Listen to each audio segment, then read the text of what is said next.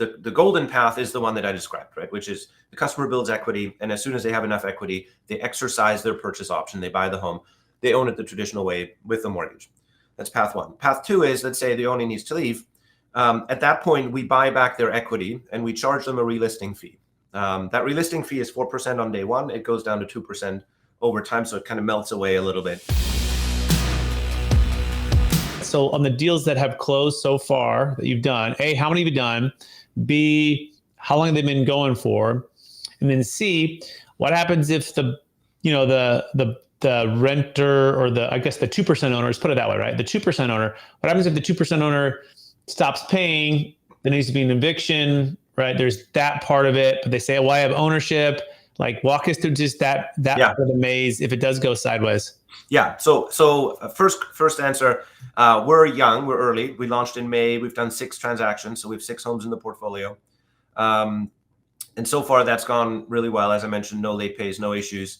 But you always have the potential, right? And so as we built the program, spent a lot of time working through what happens in the exit case, right? What happens if the owner needs to leave, their job moves across the country and they need to move. So there's a couple of ways in which the exit works. One, the golden path is the one that I described, right? Which is the customer builds equity, and as soon as they have enough equity, they exercise their purchase option. They buy the home. They own it the traditional way with the mortgage. That's path one. Path two is, let's say the owner needs to leave. At that point, we buy back their equity and we charge them a relisting fee. That relisting fee is 4% on day one. It goes down to 2% over time, so it kind of melts away a little bit. And the reason we structure it that way is to make sure that the owner still has a stake in the home, even if they have to leave, and they, effectively get paid out for that. But we also, need to cover the cost of then selling the home and putting it back on the market. In the case where the owner just stops making payment, effectively, legally, the structure here is this is a lease agreement with a purchase option and an equity share, right? So if you don't make payments under a lease agreement, there is an eviction process that happens per individual state law, right? And the local process.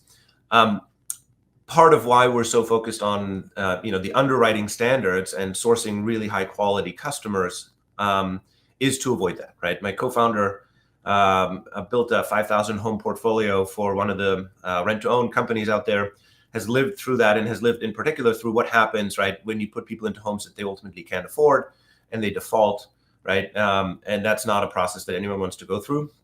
It's not good for the customer. It's not good for us, and certainly not for the investor, right? So we're trying early on upfront to avoid that. And really the underwriting process is focused on 2 things. 1, sourcing high quality customers, ONIs as we call them. And then 2, sourcing high quality assets, right? And making sure that we put those 2 combinations together. And that should avoid that issue. Now, it will never avoid it 100%. So there will be that, that unfortunate incident at some point in the future. And one of the things we want to do as a company, right, obviously is making sure that we do right by the customer in that situation as well.